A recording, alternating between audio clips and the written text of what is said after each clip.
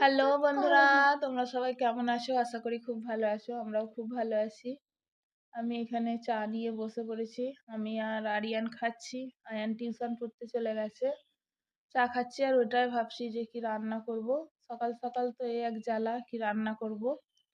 তাই খেতে খেতে ওটাই ভাবছি। আর এইখানে ফ্রিজটা খুলে দেখছি যে কি আছে। বাপের বাড়ি ছিলাম, ফ্রিজ তো পুরো ফাঁকা, কিছুই নাই। এই হাঁড়িটার মধ্যে একটু আর কি নিয়েছিলাম, দেখাচ্ছি দাঁড়ান কি আছে। এটাই রান্না করব, কষা কষা হবে। কারা কারা খেয়েছে একটু বলবে। কষা কষা, এই যে এটা হচ্ছে মুরগির ছাল, পা, মাথা আর আসলে মুরগির ছাঁট।